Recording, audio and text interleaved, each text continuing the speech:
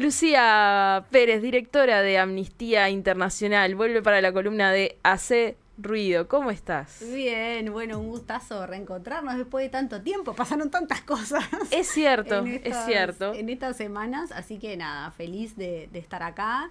Y bueno, hoy tenemos una columna un poco distinta. Primero porque tengo algunas cosas como para contar, para actualizar, cosas de la vida amnistiana, de la vida interna de Amnistía Internacional. Y después otras cosas que estuvieron pasando como en la región. Y bueno, para poder ir conectando todo, más allá de que tenemos una columna especial hoy, porque vamos a hablar de la situación de un país, de Haití, lo decían ustedes en la intro, que es uno de nuestros países prioritarios en nuestro trabajo de solidaridad internacional. Así que bueno, ahí les voy a contar un poquito, porque también nos va a acompañar la voz de una de las investigadoras de nuestra oficina regional, que ya la voy a presentar. Pero bueno, contarles también que durante estas semanas estuvo agitada la vida amnistiana. Fue la Asamblea Global de Amnistía Internacional que se hizo en República Checa, en Praga, y esa es como la instancia de decisión máxima que tiene el movimiento. Para quienes no conocen Amnistía, aprovecho para contarles que obviamente es una organización que promueve y defiende los derechos humanos. Está en Uruguay hace 40 años. Este año cumplimos 40 años, nada más y nada menos en nuestro país, pero la organización tiene más de 60. Y bueno, es una organización, tiene esta doble característica. Somos una organización por un lado, pero básicamente somos un movimiento de personas. Entonces la asamblea es un espacio importante. Me gusta contarlo acá en la Uniradio porque también tiene un funcionamiento, salvando las distancias, parecido a lo que es la Universidad de la República. O sea, tiene sus espacios de cogobierno, y la asamblea es la expresión máxima donde van representantes de todas las secciones de todos los países que tienen voz y voto para tomar decisiones que tienen que ver con la gobernanza del movimiento. Y también con las políticas del movimiento, porque todo lo que dice Amnistía está basado en sus policies, en sus políticas, que son, bueno, los lineamientos, los mensajes, lo que podemos decir, lo que no, de acuerdo a los estándares internacionales. Y bueno, y cada año se celebra una asamblea que va con una delegación de Uruguay. Encabeza la delegación Natalia Hernández, que es la presidenta.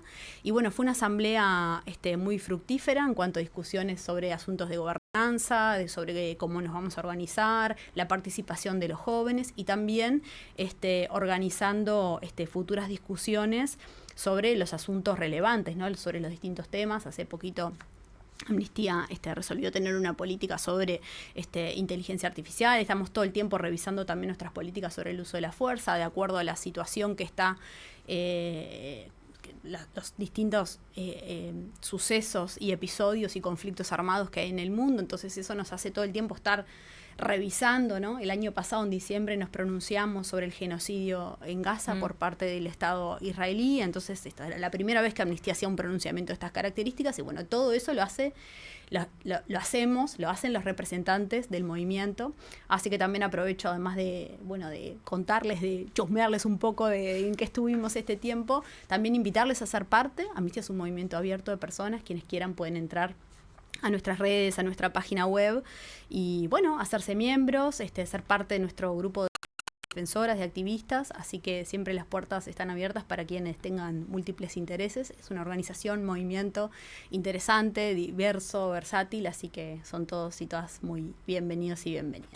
Lu, antes de comenzar también en lo que vamos a hablar, hay que blanquear un error. Un error propio de una canción que íbamos a escuchar al principio, que al final no la escuchábamos por un error justamente de producción, pero bueno, capaz que sí nos podrías contar un poco qué íbamos a escuchar, por qué íbamos a escuchar eso, e ir introduciendo capaz el tema del que vamos a hablar hoy. Sí, perfecto. Bueno, para que el oyente se imagine la canción. Exacto, bueno, pero después se las linkeamos ahí, les ponemos en algún posteo, lo pueden revisar, porque es interesante, armando la columna también con el equipo de Amnistía, y esta columna en particular. Bueno, hoy queríamos, como ustedes anunciaban y yo les decía brevemente también en la intro, decidimos conversar sobre Haití, este país caribeño, que ahora voy a pasar como algunos datos.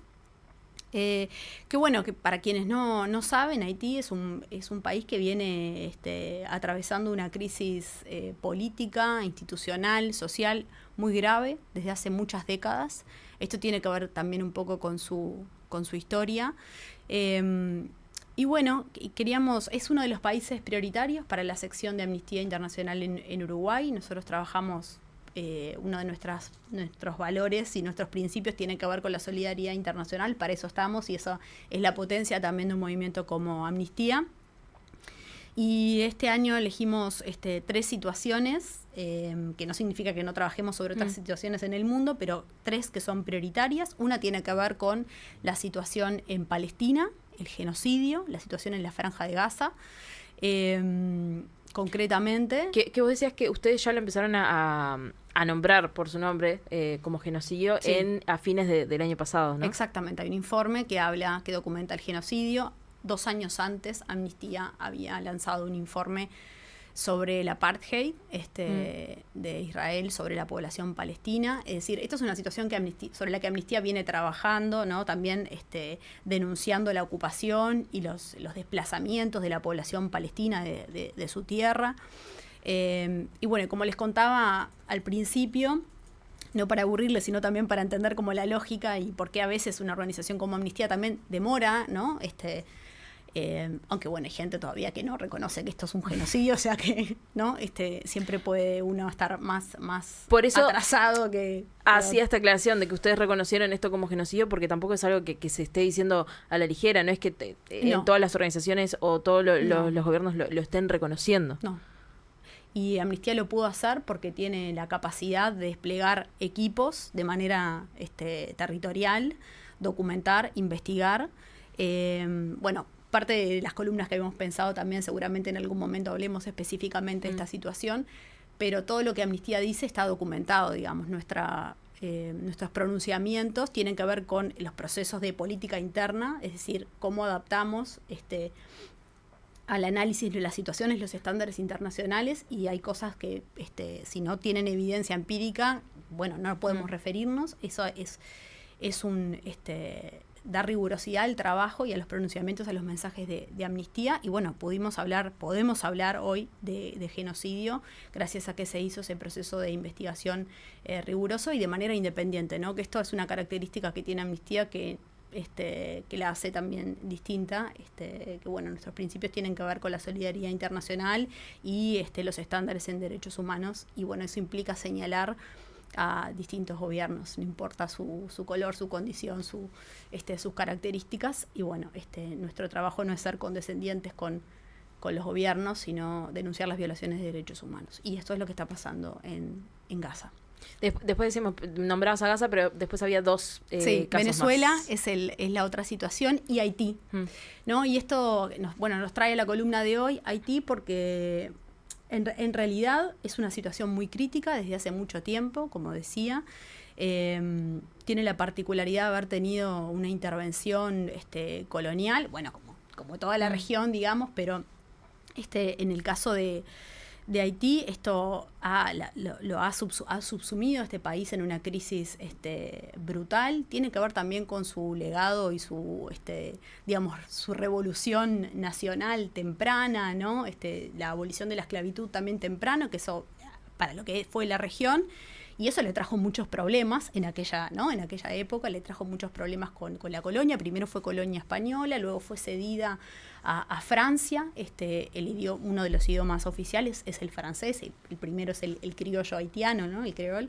Pero bueno, esta historia de colonialismo le ha traído esos problemas, ¿no? Por querer iniciar una revolución, una independencia temprana. Bueno, esto ha generado de alguna manera los bloqueos diplomáticos tempranos, ¿no? Por allá por el siglo XVII, etcétera, ¿no? De las potencias, de Europa, de Estados Unidos también. Y bueno, cuando finalmente se declara independiente de su colonia, la colonia francesa, eso...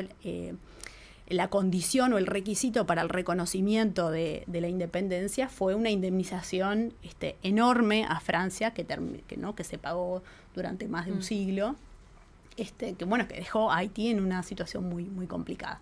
Y me preguntabas por la cortina musical, entonces para esta columna también, en Haití nosotros no tenemos sección de Amnistía Internacional, es una zona que cubre nuestra oficina regional con quienes trabajamos de manera muy articulada.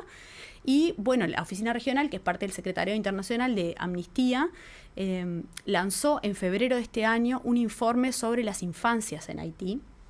Ahora voy a contar un poco más por qué de las infancias y por qué, cuál es la situación en este país. Entonces, como siempre, buscábamos alguna cortina musical y la verdad es que yo no conocíamos ninguna artista para recomendar y nuestro equipo de campañas de la oficina regional nos sugirió a Velo, que es un artista de la resistencia, uno muy reconocido en Haití. Y bueno, elegimos una canción que habla un poco de esto del no rendirse, de la resistencia, y después indagando un poco más, para el final teníamos a otra artista, que es Emeline Michel, también porque Velo la recomendó en una entrevista, ¿no? Diciendo que era como una, bueno, de sus artistas y cantantes más famosas y que los representa, y encontré ese mismo tono de enunciación de la resistencia, de buscar como la esperanza más allá de toda la situación, que parece que es parte de la tónica, ¿no? De la resistencia y de la resiliencia de los artistas, y eso sí me importa también en este 40 aniversario, porque en general la defensa de los derechos humanos, como la cultura y la dimensión artística siempre tiene mucho que ver como parte de esa resistencia, y parecían buenos como referentes, y además para conocer un poco más de esa cultura y de esas expresiones artísticas. Así que, bueno, por ahí les vamos a dejar las recomendaciones de estos temas. La de Evelyn va a sonar al final. Esa buenísimo. Sí, la vamos a tener, Genial. Y entonces, bueno, este informe que se presenta en febrero de este año, que habla sobre las infancias en Haití, de alguna manera documenta algo que ya viene sucediendo en este país de manera ininterrumpida, que es uno de los países más pobres de la región, con una inestabilidad política, y actualmente está básicamente, sobre todo su capital, Puerto Príncipe, absolutamente tomado por las bandas armadas, por las pandillas armadas que tienen prácticamente el 90% de la capital y otra gran parte del territorio absolutamente tomado, y por lo tanto la población haitiana es rehén de esa situación, del descontrol absoluto. Además, Haití, como les decía, es un país del Caribe, tiene alrededor de 11 millones, un poco más de 11 millones de habitantes, una situación económica, social muy crítica, con ausencia de servicios de salud, ¿no? Más del 60% de la población que vive en Puerto Príncipe no tiene acceso al agua potable. O sea, estamos hablando de cosas hiperbásicas. Además, por su ubicación geográfica, es un país también que tiene, bueno, que está a merced de las inclemencias del tiempo, de los huracanes, de los terremotos, ¿no? El último grande fue en 2010, que arrasó con Haití. Entonces también es un país que, más allá de la ayuda humanitaria, más allá de los intentos de estabilización, porque así se han llamado las misiones también que se han sucedido, que han actuado sobre Haití, parece una historia de nunca acabar, ¿no? Y nos cuesta mucho mirar, y nos importa acá desde Uruguay especialmente, porque Uruguay tuvo desplegadas misiones de paz durante más de una década en Haití, ¿no? Con muchas implicancias. Entonces, también para la sección de Uruguay es decir, bueno, esto es algo que nosotros como Amnistía Internacional estamos documentando en nuestra oficina regional, nuestros equipos, y es casi un esfuerzo también de resistencia y de memoria y de ser contracíclicos, es decir, no hay que esperar, ¿no? Hubo un evento muy terrible en 2021, Jovenel Moïse, que era el presidente de Haití, fue asesinado, y eso, ahí podemos hablar la situación ya era crítica, pero en 2021, con el asesinato del presidente, de alguna manera se desordena todo más, se profundiza la crisis, las pandillas tienen como más carta libre para actuar, entonces la situación política y social tiene un nuevo giro de deterioro muy importante. Y desde allí no ha podido recuperar como la estabilidad política. Hoy no tiene, tiene un consejo presidencial de transición, que es un órgano colegiado, que tiene distintas representaciones, pero bueno, van rotando, hay renuncias, digamos. Hay un esfuerzo allí por de su población de resistencia y recuperar cosas que todavía no logramos. Pero bueno, le pedí en el armado de esta columna a Joana Peláez, que es investigadora en nuestra oficina regional para el Caribe, que nos contara un poco de, bueno, cuál es la situación hoy en Haití, ¿no? ¿Qué es lo que está pasando? Y esto nos decía en este primer audio que Joana nos compartió. Haití vive una crisis política, económica, humanitaria y de derechos humanos arraigada en un legado de colonialismo y esclavitud. Una crisis que no es nueva, lleva décadas, pero que se agravó indiscutiblemente después del asesinato del presidente Jovenel Moïse en julio de 2021. La inestabilidad política y la inseguridad han agravado el debilitamiento de las estructuras estatales y han dado lugar a abusos y violaciones generalizadas de derechos humanos. Además, durante este periodo de 2021 hasta 2025, varias bandas armadas han llegado a controlar partes importantes del área metropolitana de Puerto Príncipe, sus alrededores y importantes infraestructuras estratégicas del país, aeropuertos, puertos, sumiendo a la población en la violencia y el caos. Los análisis más recientes muestran un control de más del 85% de la capital, Puerto Príncipe, y la extensión creciente de la violencia a otras zonas del país. Según estimaciones de la Oficina de Derechos Humanos de las Naciones Unidas, al menos 5.601 personas fueron asesinadas en Haití en 2024 como consecuencia de la violencia de las bandas, lo que supone un aumento de más de 1.000 respecto al total de asesinatos de 2023. Según la misma fuente, otras 2.212 personas resultaron heridas y 1.494 fueron secuestradas. A medida que la violencia armada ha seguido agravando la crisis humanitaria, Haití está experimentando niveles alarmantes de inseguridad alimentaria aguda y malnutrición infantil, mientras que el acceso a atención sanitaria esencial y vital está extremadamente limitado. Según estimaciones de Naciones Unidas, casi la mitad de la población del país necesita ayuda humanitaria. A finales del año pasado, el experto designado de Naciones Unidas en materia de derechos humanos para Haití, William O'Neill, ha expresado su preocupación por los ataques contra el sector sanitario, incluidos asesinatos y secuestro de personal médico, así como ataques contra hospitales y centros de salud que han afectado gravemente la provisión de estos servicios, principalmente en la capital, donde funcionan algunos de los principales hospitales del país. La gravedad de la crisis de seguridad llevó a que el Consejo de Seguridad de Naciones Unidas aprobara en septiembre del 2023 el despliegue durante un año de una misión multinacional de apoyo a la seguridad que ha estado liderada por Kenia, con la presencia de soldados de distintos países, pero principalmente de Kenia, aunque hay algunos de las Américas. La misión se desplegó efectivamente a mediados de 2024 y fue renovada por otro año en septiembre de 2024. Sin embargo, las críticas a la efectividad de la misión multinacional de apoyo a la seguridad han sido importantes, sobre todo centradas en la falta de apoyo logístico y financiero que ha afectado su capacidad operativa, su funcionamiento, así como preocupaciones importantes sobre la falta de transparencia y la preparación desde el punto de vista de salvaguardas de derechos humanos, por ejemplo. En estos momentos se estima que más de 1.3 millones de personas se encuentran desplazadas internamente en el país, en su mayoría mujeres y niñas y niños. Mientras tanto, el Plan de Respuesta Humanitaria de Naciones Unidas para Haití solo cuenta con un 8% de financiación a estas alturas del año, la más baja de todos los planes de respuesta a nivel mundial, lo que nos muestra lo alarmante de la situación. Organizaciones locales y organizaciones internacionales y programas de Naciones Unidas, por ejemplo, han enfrentado recientemente el impacto tremendo del recorte de los fondos de la asistencia internacional de Estados Unidos, lo cual ha dejado prácticamente en cero programas enteros de asistencia en materia de salud, en materia de VIH, nutrición, así como el trabajo de organizaciones de Naciones Unidas como el Programa Nacional de Alimentos. Por ejemplo, en el caso particular de Haití, Estados Unidos, la financiación a la ayuda exterior de Estados Unidos proveía buena parte de los fondos para servicios de salud y atención posterior a violaciones, incluidos los destinados a niñas y niños sobrevivientes de violencia sexual, los cuales han perdido totalmente la financiación. También los recortes han afectado a los programas de VIH, que está bastante extendido en la población, y han reducido de manera importante el acceso a la prevención y al tratamiento para mujeres, las niñas y las personas LGBTIQ+. En los informes de Naciones Unidas confirman, además, en los últimos meses, un aumento importante de la violencia sexual, incluida la dirigida contra niños y niñas, y la violencia en grupo, y las violaciones en grupo constituyen ahora la mayoría de los casos documentados por las Naciones Unidas.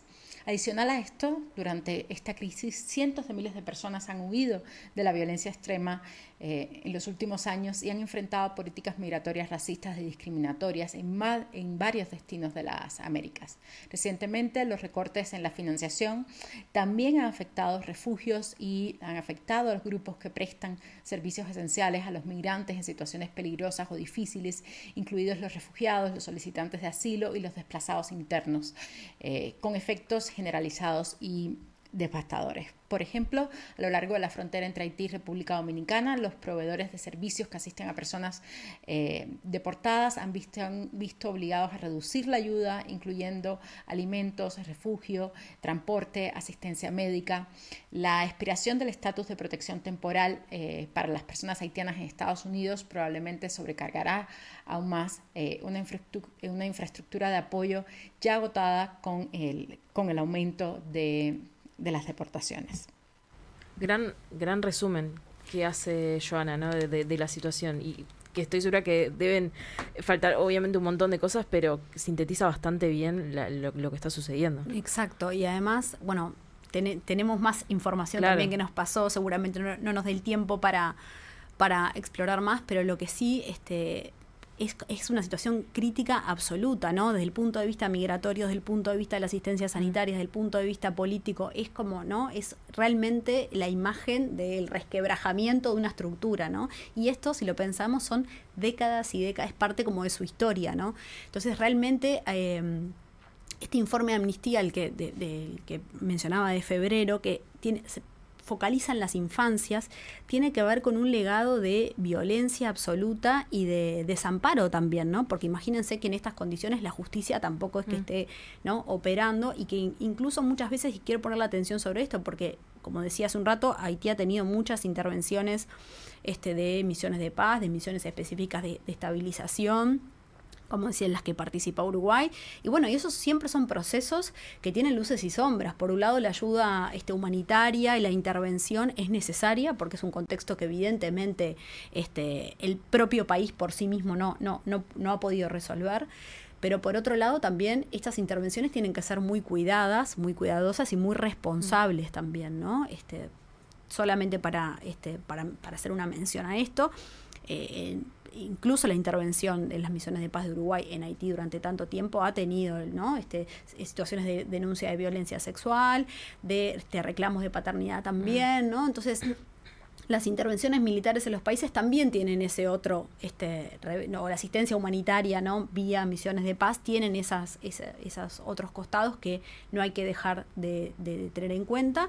Joana mencionaba la aprobación de esta misión multinacional de apoyo a la seguridad, liderada por Kenia, que se resuelve en el marco del Consejo de Seguridad de Naciones Unidas en 2023, y que, bueno, Amnistía Internacional viene señalando de tengamos todos los recaudos, ¿no? Porque es el Consejo de Seguridad de Naciones Unidas que está promoviendo esta intervención. Bueno, hay que generar las garantías para la población. Y el informe de Amnistía habla de eso, ¿no? De la violencia sexual que sufren niños y niñas en manos de las pandillas, los reclutamientos, digamos, que no son opcionales, porque no es que esos niños y niñas tengan la posibilidad de, me vienen a reclutar, no, yo voy a elegir otro camino. No hay chance, porque no hay estructura de garantías. Entonces, el camino es solo eso. Además de la violencia sexual a la que están, violencia en general y violencia sexual específicamente, también a situaciones casi de esclavitud, ¿no? De la utilización de estos niños y niñas para tareas domésticas, como informantes también, porque si no los matan, ¿no? Digamos, hay un deterioro absoluto de la protección de las infancias en este país, de la salud mental, de la salud física de estos niños y niñas, y de eso versa el informe de Amnistía, que bueno, que está en nuestra página web, que les invitamos también a explorar. Y bueno, y lo último que quisiera mencionar también tiene que ver con esto del rol de la comunidad internacional y de todas las personas que nos preocupamos por estos asuntos, de ponerlo sobre la mesa.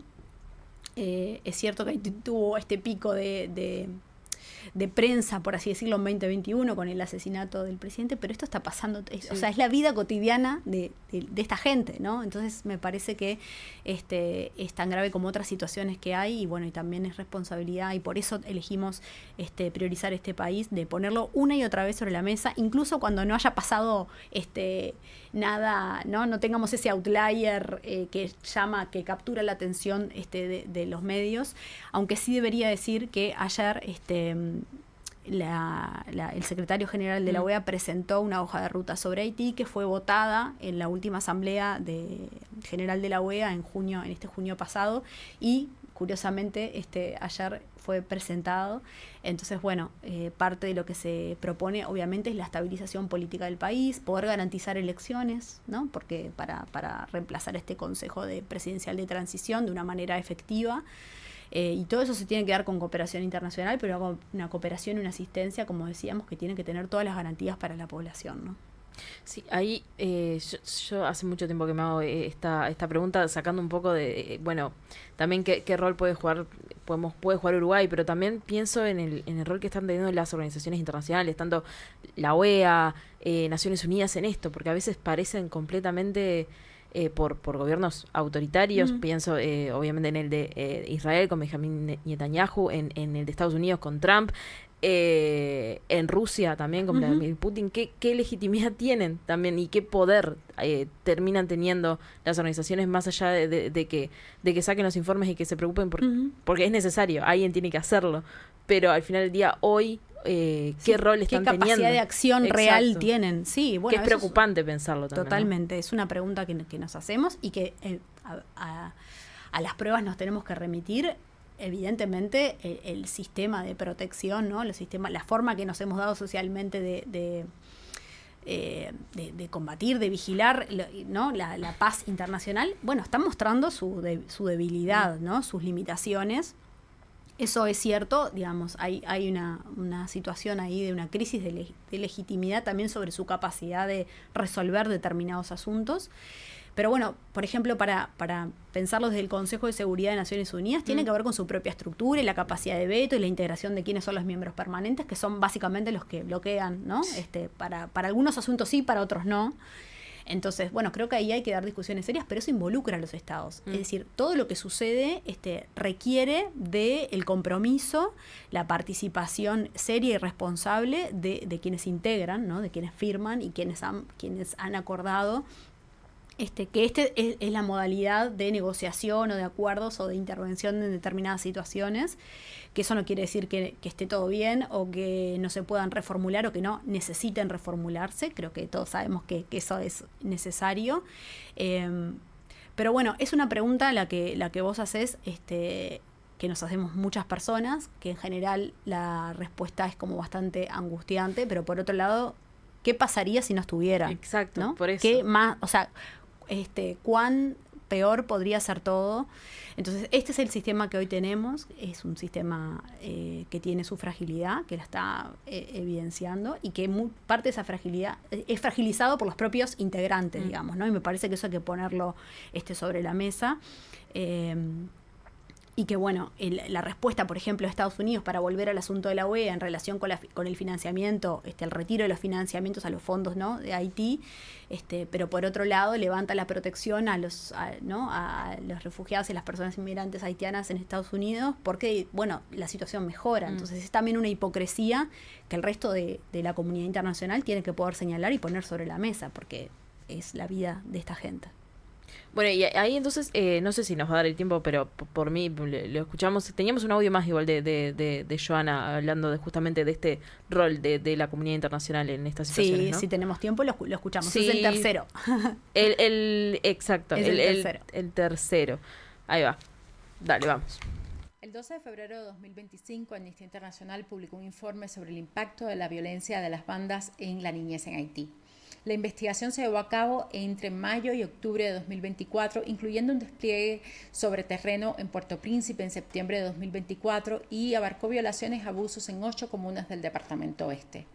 Está basado en 102 entrevistas, incluidas 51 entrevistas con niñas. Bueno, en realidad ahí estábamos escuchando un poco más de la situación. No era esto, porque en realidad teníamos teníamos otro audio, pero bueno, decidimos ahí acotarlo a estos dos que hablaban más de la situación, pero estuvimos resumiendo también conversando porque poco. bueno, pero hay más, los vamos a dejar también disponibles, va a quedar la columna disponible. Esta segunda intervención de Joana tenía más que ver con una síntesis del informe que yo les comentaba, esto de la situación de violencia sexual y el reclutamiento de niños y niñas por parte de las pandillas, de las bandas armadas. Y también la otra pregunta que le hacía tenía que ver con el rol de la comunidad internacional, que un poco lo repasamos ahora. Y bueno, y también la responsabilidad de quienes trabajamos y en organizaciones internacionales y quienes defendemos los derechos humanos, de traer una y otra vez la situación, porque por no mencionarla no es que deje de existir, ¿no? Ahora, Lucía, si no queda nada más, pero antes de irnos y también de escuchar la canción que teníamos para el final, sí, bueno, donde las personas que están escuchando esta columna pueden también encontrar los informes de Amnistía y todo el trabajo que viene haciendo Amnistía en estos 40 años de trabajo. Bueno, en nuestra página web www.amnistia.org.ui, en nuestras redes sociales, estamos en Instagram, Facebook, Twitter y LinkedIn también, así que no duden en seguirnos, en explorar las redes, en escribirnos y por supuesto en sumarse quienes tengan ganas de ser parte de la comunidad de Amnistía Internacional. Ahora sí, nos vamos escuchando a Emeline Michel, una artista que justamente recomendaba Velo, otra artista haitiana, que esa nos va a quedar ahí debiéndola, pero por lo menos nos vamos escuchando a Emeline con la canción Messi Lavi. Sí. Perfecto. Gracias, vidas. Muchas gracias, Lucía. Gracias a ustedes.